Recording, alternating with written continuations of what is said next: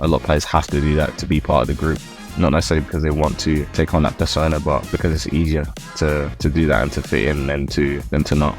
Unfortunately, depression and mental health doesn't discriminate. It can take anyone, anywhere in the world, any given time, regardless of circumstances. There are circumstances that, of course, are triggering factors, but no two circumstances, no set circumstances, no life is exactly the same. Football is incredibly fast-paced. Like, I can't even describe to you how quickly things can change. You know, things can change overnight. Your whole life can change overnight, and you just have to be prepared, level-headed, and also balanced in terms of the positives and the negatives to be able to, you know, continue through things and not let things become too overwhelming.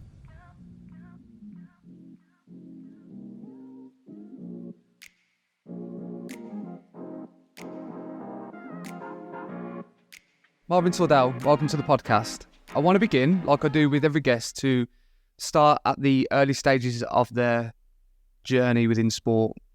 How did sport become a passion for you at a young age within London? I kind of fell into it, to be honest. I think my friends at school were playing football for a local Sunday team, and there was a camp as well at my school. And I just wanted to get involved. No prior history of being interested in football. My family having interest in football was just me, to be honest. I just kind of fell into enjoying playing football. And then obviously that just kind of spiraled into an obsession more so. And how was that with you in terms of maybe your journey through adolescent into maybe academy settings and then professional settings? Was there anyone that stood out in terms of mentor that inspired you to try and attempt and fulfill a career within the game? Early on, I went to a soccer school, David Campbell soccer school. So I don't even know how old I was, maybe like 8 or 9 potentially, maybe slightly older, but did well there, really enjoyed it. And David Campbell himself kind of became a mentor for me very early on in my you know, before even getting into a professional club and getting scouted and stuff. And then he remained that, you know, he's obviously a former professional football player himself, played for Northern Ireland, Forest and several others. And then, you know, getting into the professional setup, it was Sean Dyche was my youth team manager. So, you know, he'd been in my life from when I was 16, and then obviously signed me again for Burnley when I was 24, I think. So, you know, he was someone that had a massive impact on my, you know, early stages of my career, definitely. You said then massive impact on Sean Dyche. What kind of things would he do in terms of his approach to support you in that respect? I mean, very different things. He's a very wise person, and I think he probably realised that as I've gotten older and gotten more wise myself, I understood a lot of the advice and information that he passed on from when I was very young, 16, 17, and probably didn't necessarily understand it so much and understand the importance of what he was saying. But I think a lot of his lessons, particularly in later life, have you know, really repeated on me and really like had a massive impact, I guess, as well. So I think that probably more than anything is just those lessons, and there are an immeasurable amount of them, to be honest. Was that more of maybe a transformational leadership approach in terms of him looking at you as a human being rather than a footballer, and trying to look at it for you in that area rather than try and win matches and extrinsic rewards that come with winning matches? Yeah, for sure. I mean, particularly when it's youth team, it's probably a bit easier as a youth team coach. You know, you're not necessarily there to produce results. You're there to develop young football players and help them become better, help them, you know, just be better as football players, but also as professionals, as young men, you know. So that was something that he always used to say, like he's not just there to make us better football players, help us make us better professionals, be more professional, and help us develop as young men as well. So that was obviously, you know, massive that he took that approach. But, you know, I think he probably was able to take that approach as well because there's not so much pressure on results so much at that age. What are your general thoughts on maybe the game in general around kind of those approaches? Do you feel that there's enough of people like Sean Dyche, or is there people there to get results, the pressure of getting results and that kind of inner connection and inner fulfillment is kind of limited. I'm just intrigued on what you think about the modern game and how that impacts players today. Yeah, I mean, I think there are definitely some, probably many examples of people who are like that, but it is difficult because, you know, there are pressure on players, but there's a lot of pressure on managers. Managers don't last very long; they get sacked very frequently. So, of course, from their perspective, selfishly, they need to be thinking about themselves, their jobs, their families, their own security. So it's hard for a manager or a coach to take the time out to really think long term in terms of how they're supporting and helping players, and not just be focused on the short term results and just winning. You know, it's difficult. It's a difficult balance, but I think football is moving more so into the territory of that being a real thing. I just want to bring you back to obviously your early beginnings, and you mentioned having a passion for football and the training camps and the mentors that you had. What did you love about the game, and how did that change over time? I think it was an escape for me. I just love playing football, love being like friends, running around, scoring goals or something that I love to do, and to be honest, that remained the same. I mean, it's still the same to today, to be honest. Even when I play, I'm quite competitive and still want to score goals. But I think, you know, throughout my years, football, the meaning of football, what it represented in my life changed, you know, from being a hobby and then a passion and an escape from reality to then a job, a source of income, you know, the thing that sometimes that people look to me to do, you know, part of my identity. You know, it evolved very quickly and a lot, you know, so I think now obviously it's different. It's different to what it was initially. It's different to what it was throughout my professional career. But, you know, I think as relationships are, they evolve. And if you are aware of them and you're conscious of what's happening, I think they can, you know, remain healthy throughout. And I think that my relationship with football, particularly now, is probably as healthy as it ever has been. Yeah, it's an interesting point of view. I don't know if you've come across the Crystal Palace documentary in terms of their academy setup, and yeah, I don't know if you've seen there was a young lad on it that said, or was quoted on it, that he enjoyed grassroots football in comparison to academy football because of the identity side and the pressures of trying to win contracts. Did you feel that was something that kind of aligned with you in terms of that enjoyment at a young age, and then, you know, the pressures and the extrinsic rewards and everything that's associated with becoming a footballer? Yeah, I mean, changes your motivation and outlook towards that. I mean, I didn't find, particularly the early years, I didn't find any pressure there because there was no pressure placed upon me. It was just myself wanting to become a professional football player. Many people said it wasn't going to happen. Many people said I wasn't good enough. And so there wasn't any expectation that I had to live up to something, because particularly in the early years, there wasn't anything to live up to. And there wasn't pressure that was being placed on me by family or friends or whatever. It was just, I could go out and enjoy myself. And, you know, because of that kind of carefree and just pressure-free environment that I had, I could just go and perform. And it felt quite seamless. It felt quite easy at the time. But then obviously getting older, it changes, because there does become pressure as you develop, and obviously you start to increase the level that you're playing at. You know, pressure naturally comes with that. So it is very different as well. What was that like in terms of getting your opportunity to play your first professional game at Watford? What was that like for you in terms of that feeling of you've worked everything towards this goal, and did that bring you inner fulfillment? I'm intrigued on what that felt like for you.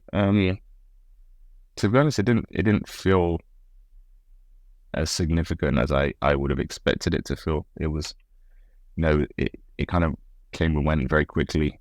I think probably when I scored my first goal felt more like a landmark moment, because, you know, just because of my want to score goals. But I think there are a few occasions probably in my career where I see as massive landmarks and achievements.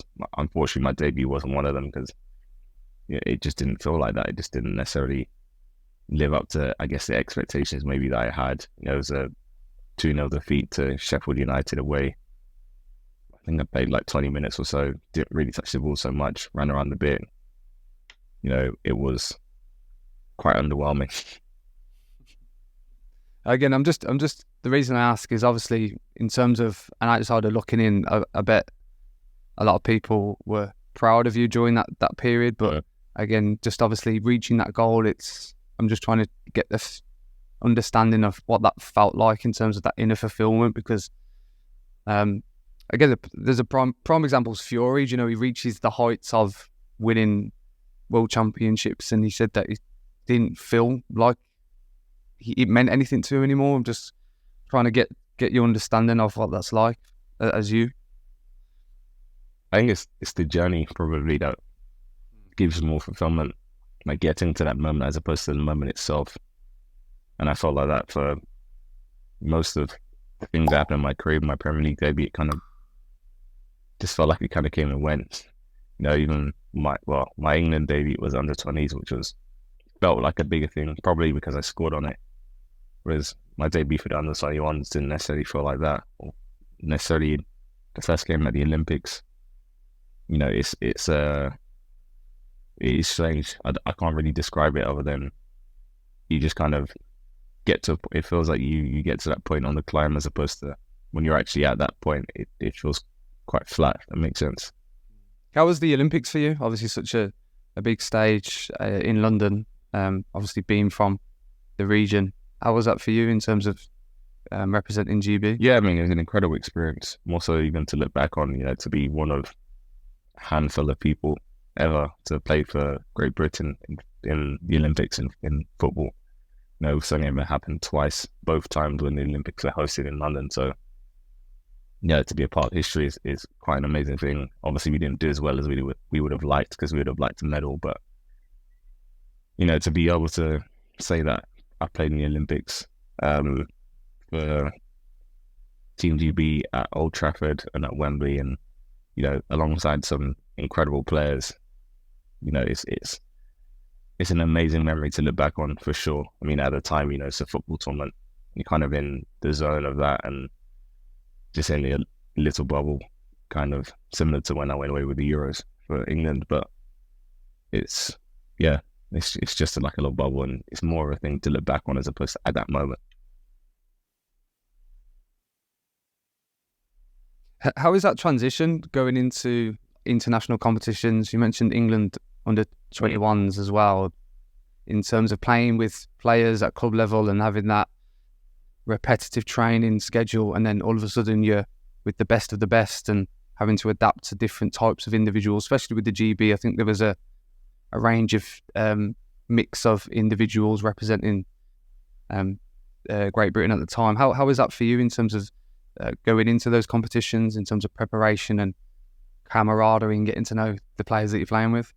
Yeah, I mean, I think football's such a great sport for bringing people together in general, you know, and I think going away at international level, you just place in this group and you meet new people, and it's the same as going into a new club environment, which I did many times, and you know, you just create bonds with people, and you just, I don't know, I don't really know how to describe it, but it's just, you just adapt very quickly, and you know, you find your friends and your teammates, and then you get into training, you get into the schedule of it. I think at that stage, you know, especially 21s, but particularly in Team GB, everyone was an international of some capacity, whether it was senior or youth level. So everyone had been used to going into that environment of an international setup, having to adapt very quickly to a new routine and new teammates, and then just away you go. And I think it helps when you've kind of been there already, in terms of, you know, having a lot of camps I've been to with the 21s, and then going into a tournament. You know, going into a tournament, if you hadn't been in any international camps before, it'd be quite a strange experience, because lots of new people, new routines, lots of traveling, but at the same time, you're still very isolated. It can be quite strange, but, you know, something that most of those players all of those players have been used to. You mentioned the word adaptability. Is that something that footballers have to do quite quickly to perform? Is it a bit of a sink or swim situation? Because you mentioned different environments, adapting to that.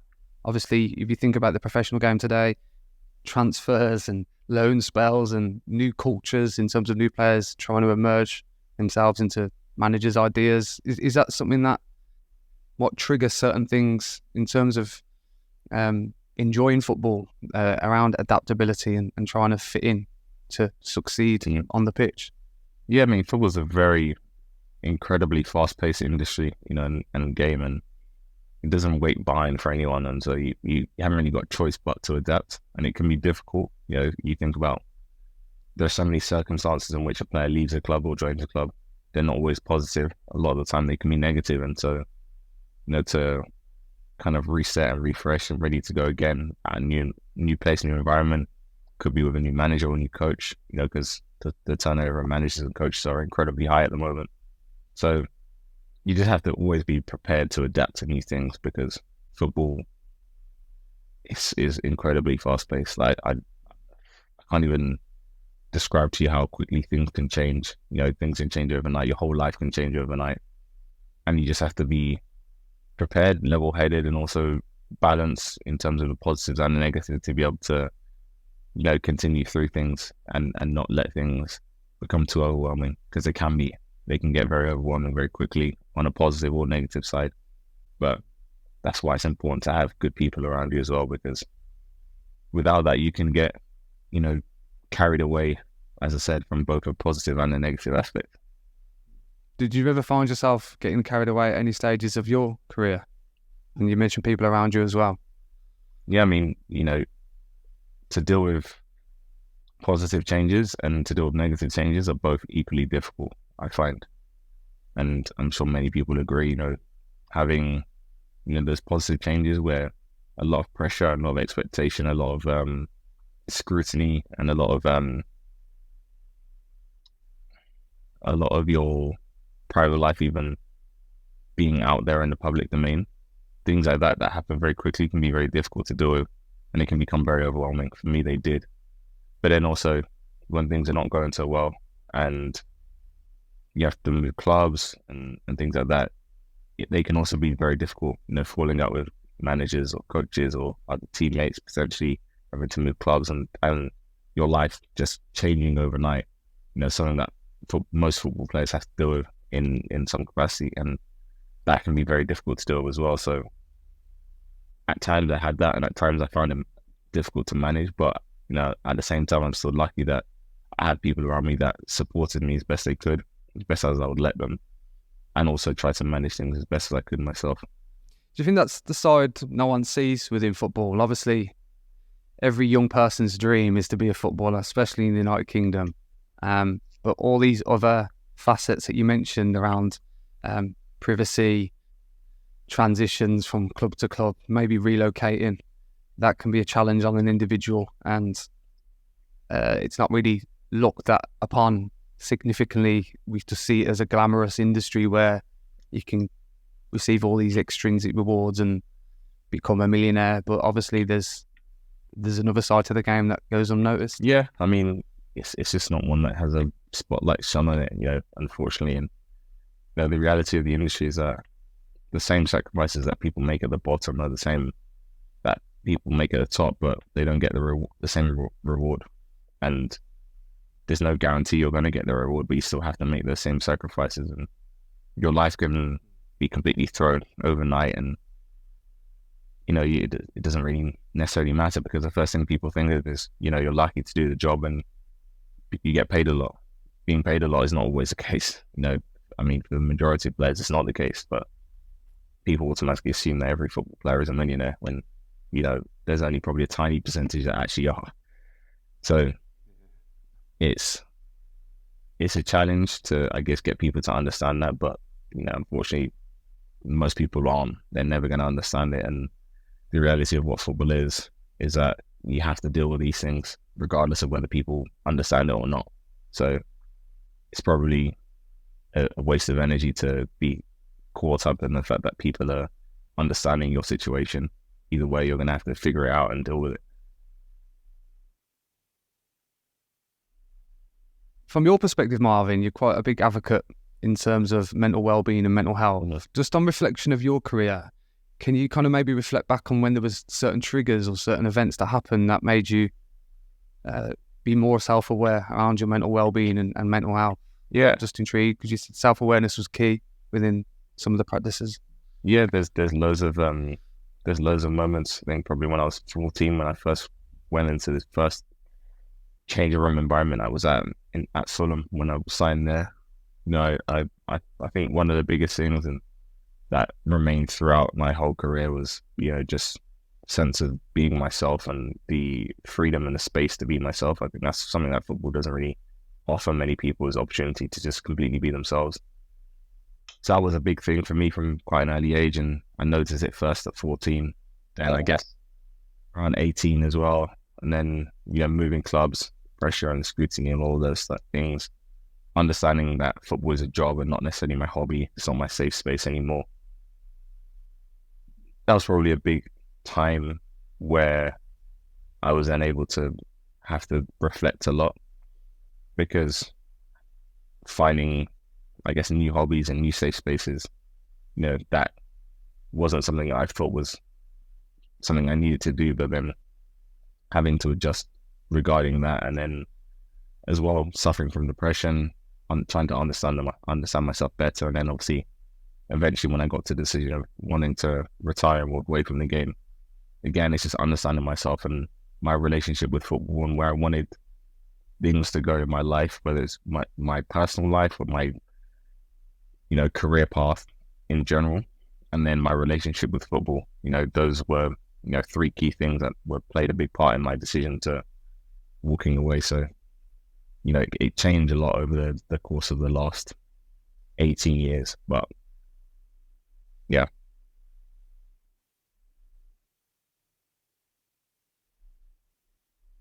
I'm intrigued on, you mentioned the word being true to yourself and being authentic. What would be different going into a football environment that you thought that you weren't true to who you are as an individual?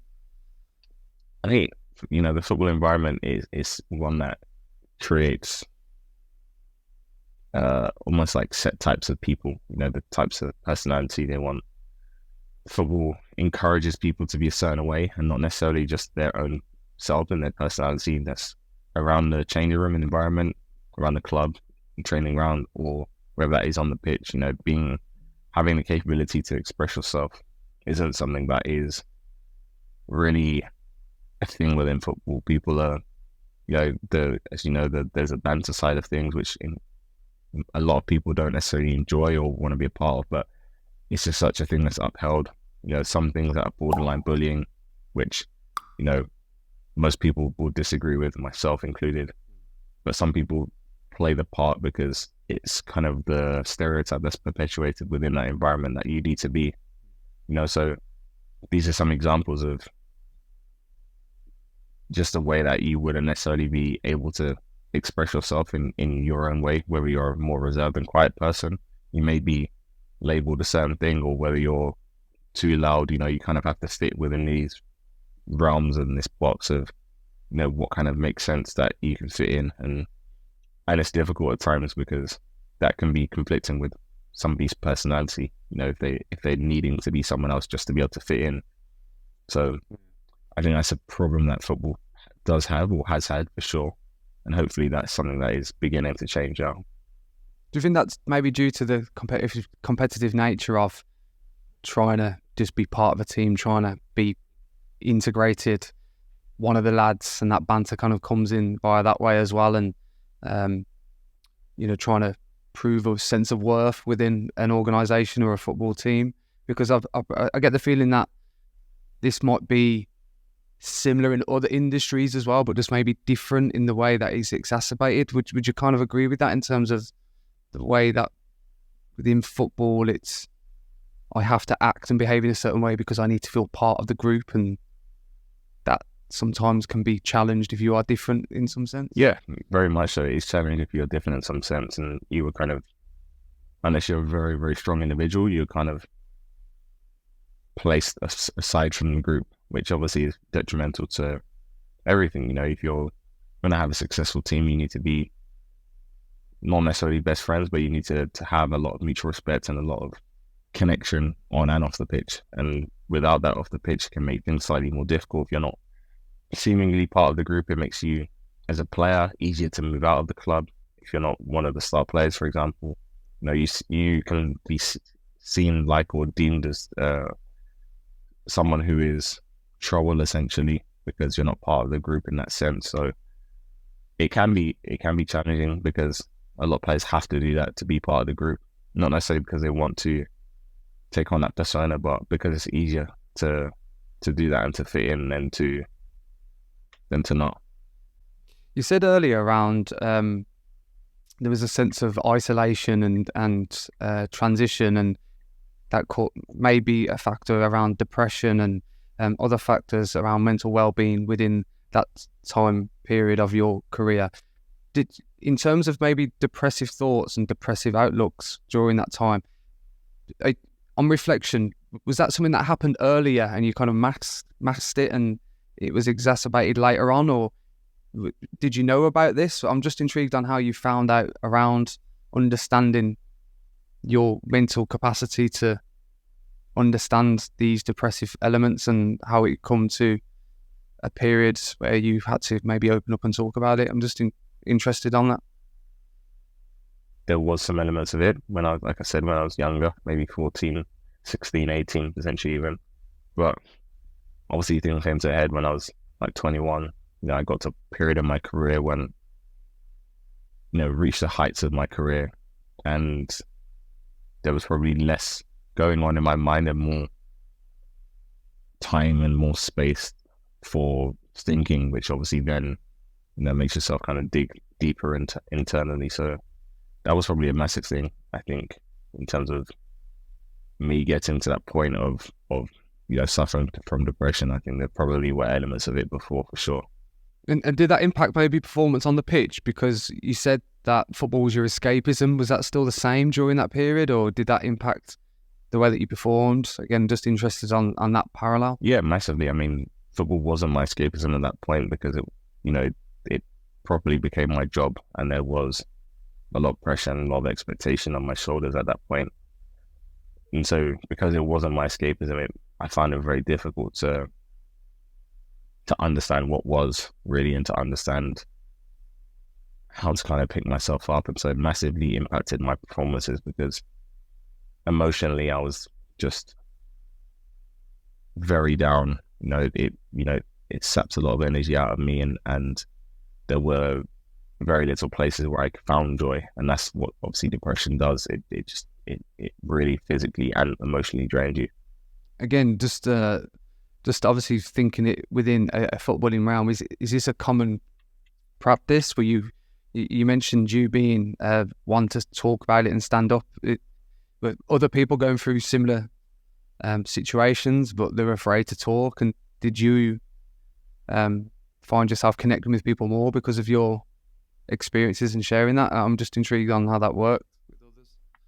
Yeah, for sure. I think there were definitely, looking back, and understanding what I do about mental health, I definitely can see, a lot of similarities in a lot of other people, not necessarily saying that they attributed it to that or they necessarily understood what was going on within themselves, but I could definitely see signs when I look, very far back. And I think it's a lot more common in football than probably we understand or we make out, because it's easy to just kind of place it aside performance and say, this is the reason I'm not happy or not necessarily in my best emotional states, because I'm injured, I'm out of the team, I'm not performing well, I've got pressure in terms of contract or wherever it may be.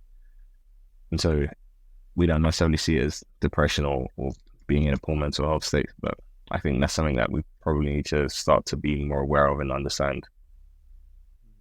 Especially within football, a lot of the fans looking from the outside in will go, how can that person be depressed? They have all the luxuries, they're doing their dream job, but actually it's not. My saying is success is an inner feeling, not a metric. And I think that might relate to what might have experienced with you is the fact that you might be perceived, and footballers might be perceived to have all these great luxury things and great lifestyle in terms of career, pathway, but there actually is other facets that we've spoken about, but it doesn't necessarily mean that a footballer can't get depressed or can't feel anxieties or other factors as well, because there's other pressures that are different to other individuals, if that makes sense. Yeah, I mean, unfortunately, depression and mental health doesn't discriminate. Can take anyone anywhere in the world, any given time, regardless of circumstances. There are circumstances that, of course, are triggering factors, but no two circumstances, no set circumstances, no life is exactly the same. So, unfortunately, this is something that is universal, so it doesn't matter how successful a person is in terms of the traditional sense or the the universal sense that we kind of think in terms of career, finance, or whatever. If somebody's not in a good place, they're not in a good place, regardless of that.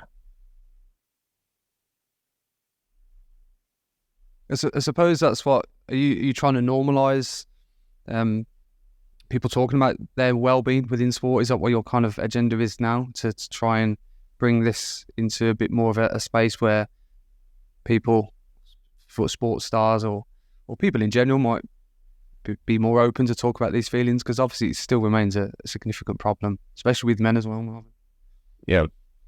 Yeah, for sure. And I think it's easy for me, and I've mentioned it a lot of times as well, it's easy for me to do this and talk about these things now that I'm not playing anymore, because people are a lot more empathetic and understand my career. But if I was at the height of my career, it'd been difficult. When we've made real progress is when someone who is at the height of their career, is at the top of the game, can have this discussion, and it's met and with the same empathy and understanding as my situation, because it doesn't matter how much money someone has or how successful they are, if they're not emotionally and they're in a good place, or their mental health is really struggling, there's any amount of money that can fix that. So talk to me about the process of retiring. How did that come about? And obviously from what you've just mentioned, how did that impact you? And in terms of making that decision, that's such a big decision in terms of your identity's wrapped up within this area of football, and then all of a sudden there's this big change in terms of career pathway for you. Talk to me about that process and how that happened. Yeah, I mean, for quite a good few years before I retired, I'd probably started to untwine that relationship between my identity and football being that. And I'd say probably maybe around 24, 25, a big thing for me was wanting to learn and be and do more than just a football player or playing football. And so going along that path, and then I guess getting to the age of 28, when I'd done all these different things outside of the game, I understood that my relationship with football wasn't very healthy, and it wasn't healthy for me. But then also that I didn't have to just rely on being a football player or just be in football and that's it. I could do these other things, because I'd had a bit of experience doing many different things that I really enjoyed, and so even though it was a big decision, it was one that I can make with some confidence that I don't have to rely on football. And so when I made that decision, walking away, I felt quite free, because I didn't have any of the pressure or expectation or anything. It was just me going off into the world and seeing which directions I can potentially go in and see if I can be successful in some capacity. How did you, from that perspective, believe in that transition? Because I presume there might have been people during that stage of your career suggesting that you should continue to play, you should think about it differently, or think about maybe giving it another go elsewhere. How was that decision made in terms of you making sure that you are pursuing a new route and expanding your opportunity to further your interests elsewhere? How did you keep focused on that goal? I was just curiosity and interest in being more, I think, than just a football player. I just continued to want to learn. And, for me, as a football player at 28, moving towards the end of my career, whereas stepping out of that and into the world, I'm at the very beginning. You feel like an old person within football at that age, whereas you step out into the world and you're a young, very young person. And it's quite liberating to be in that position and have that, that shift very quickly. So, yeah, I think for me, it was just the beginning and the early stages of what life kind of will be and just embracing that. Do players struggle with that, Marvin, again, from your experience in terms of finding other interests? Is that a common issue within the game?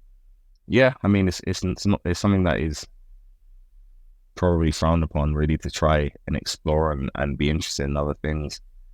And, I was doing that from like 21 and it was frowned upon very much then. And, but I continued to push back and I continued to try and explore everything because I knew at some point football was going to end and I would have to do something else. And like I said, I was just interested in being more and doing more. And I think a lot of other players, because they're frowned upon and they kind of told just to focus on football only, it can be difficult to even know where to start or even have the bravery to start. But at some point they're going to have to start because, football's going to be finished at some point. Yeah, definitely. In terms of that then, in terms of your approach today, what kind of things do you do to support players within that process? I presume you're a mentor to a lot of players as well. I'm sure that you support individuals that might be going through different stages of their career. What advice would you maybe give to people that are in the industry that may be thinking the same things? In terms of moving away from football?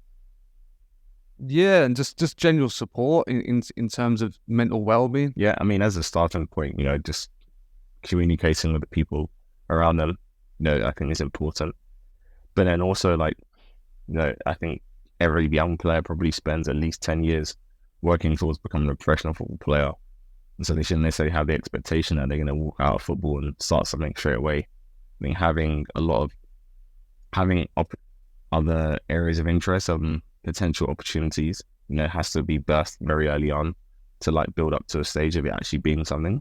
But also that creates a healthier relationship between you and your football.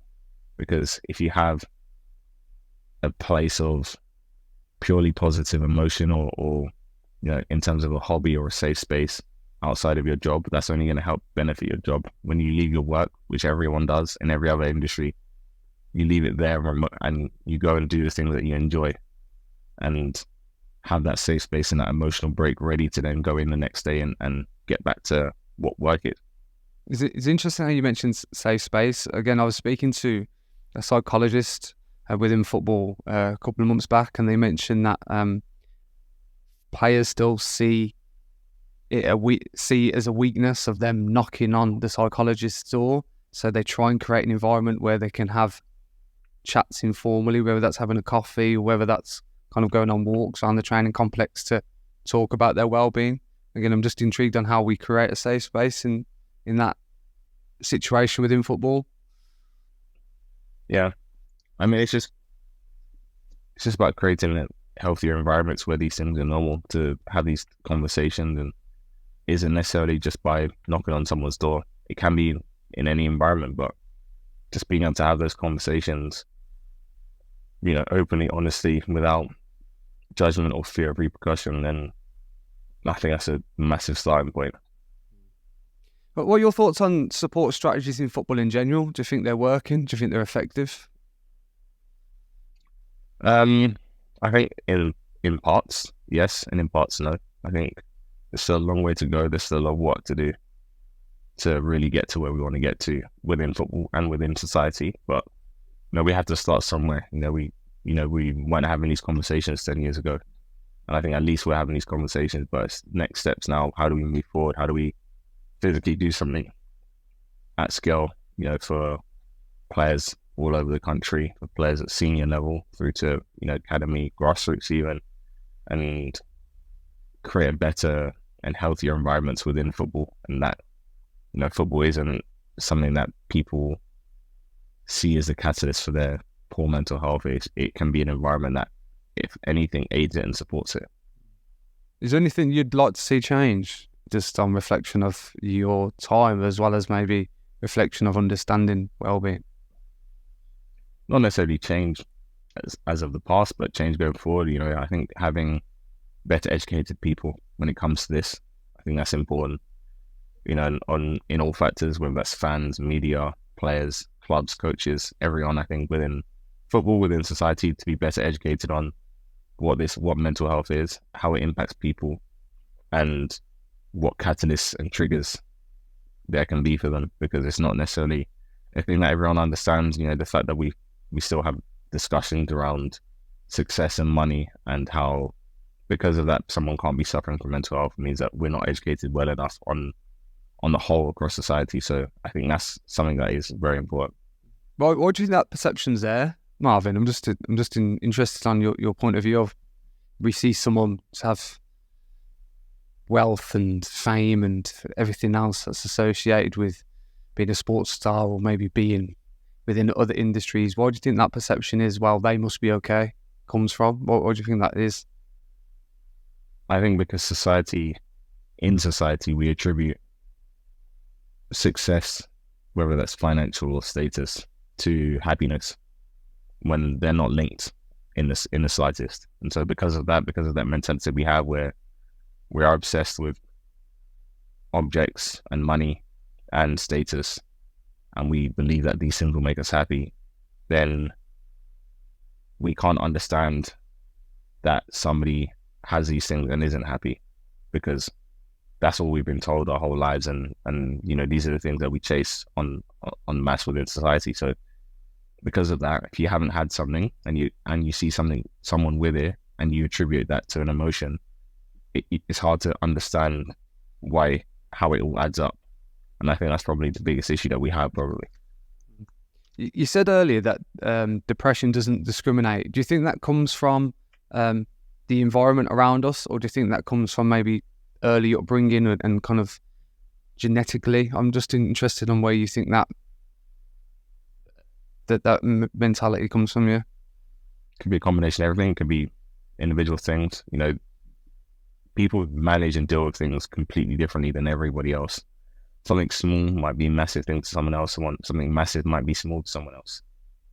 And that's not for us to interpret how someone else perceives something or takes something. All we can do is understand and be empathetic to how they feel and how they manage it. And so it could be childhood, teenage years, it could be, insecurity, it could be internal, it could be external. We don't know what it is. It could be anything, and it could be at any time, but there isn't any blueprint to it, unfortunately.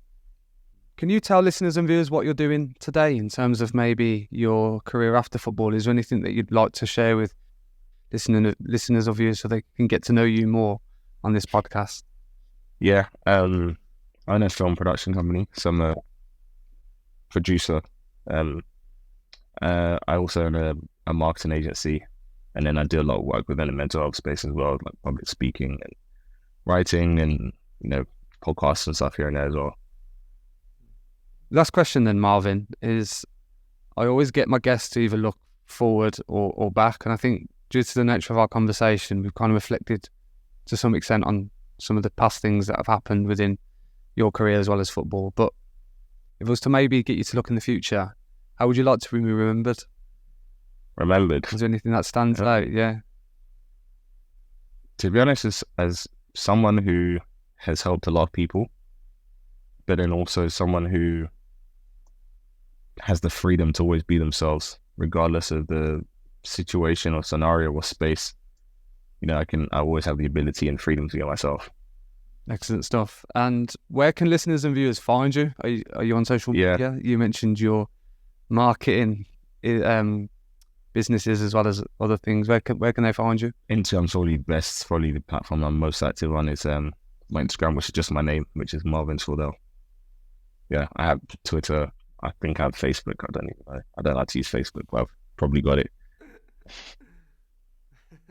Well, what we'll do is we'll put the links to your Instagram as well as the other social media platforms, your Facebook maybe, in the description.